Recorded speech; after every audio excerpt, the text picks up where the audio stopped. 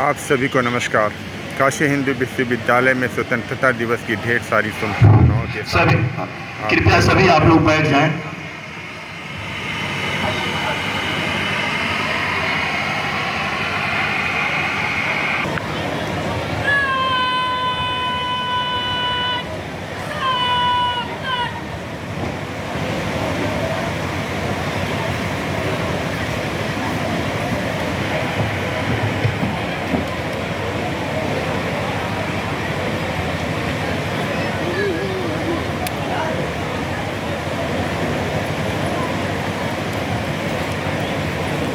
दिखा थोड़ी देर तक नहीं।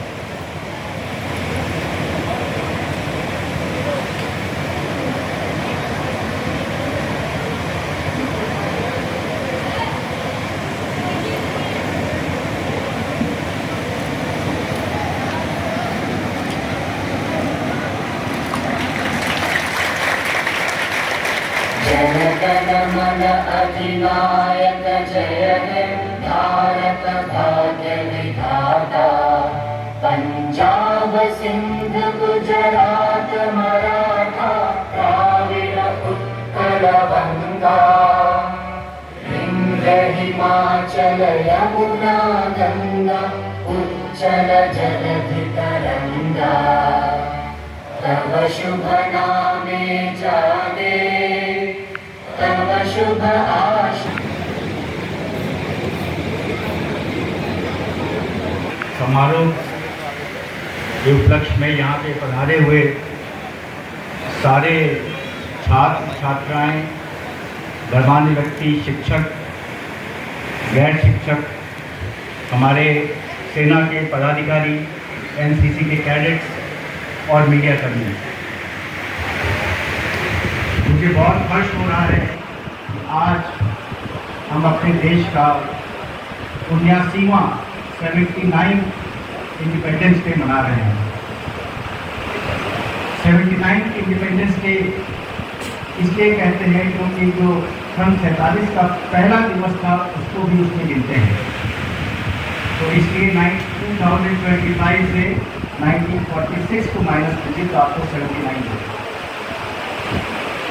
ये देश जो आज हम लोग इस खुली हवा में सांस ले पा रहे हैं, हम कह पा रहे हैं कि हम इस देश के नागरिक हैं और हम अपने को बहुत गौरवान्वित महसूस कर रहे हैं, इसके पीछे एक बहुत ही लंबा इतिहास है।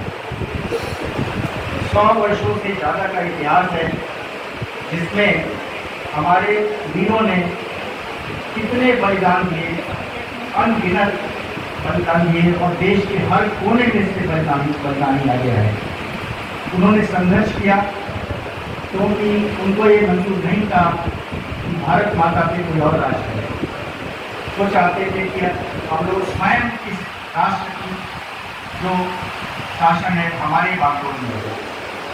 और इसलिए उन्होंने अपने जीवन के बारे में कुछ नहीं सोचा, कि अपने सुख के बारे में कुछ नहीं सोचा, अपने परिवार के बारे में कुछ नहीं सोचा, बस देश के प्रति समर्पित होकर संघर्ष किया। उससे हमको एक बहुत बड़ी सीख मिलती है कि जब ये स्वतंत्रता सेनानी संघर्ष कर रहे थे तो वो ये नहीं देखते थे कि वो देश के किस क्षेत्र से आ रहे हैं, कौन सी भाषा बोल रहे हैं, किस सामाजिक वर्ग से आ रहे हैं।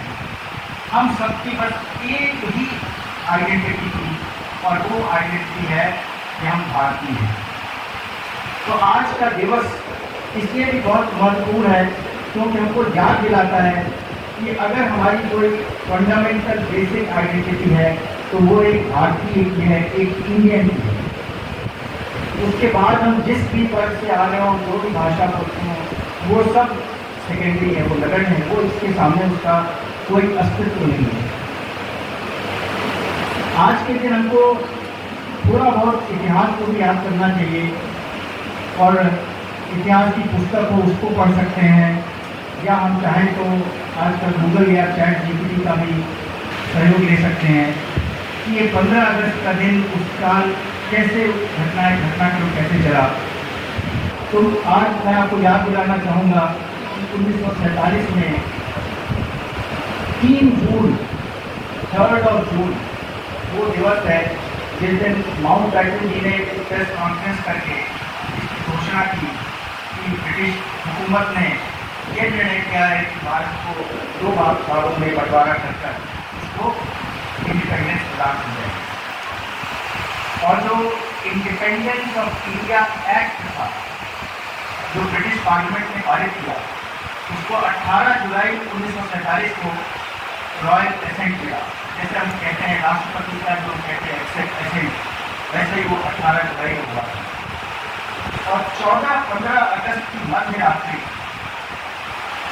एक जॉइंट पार्लियामेंट का सेशन हुआ था, जिसमें हमारे प्रथम प्रधानमंत्री ने एक बड़ी प्रतिष्ठित स्पीच है, इसको बोलते हैं ट्रिस्ट विद डेस्टिनी।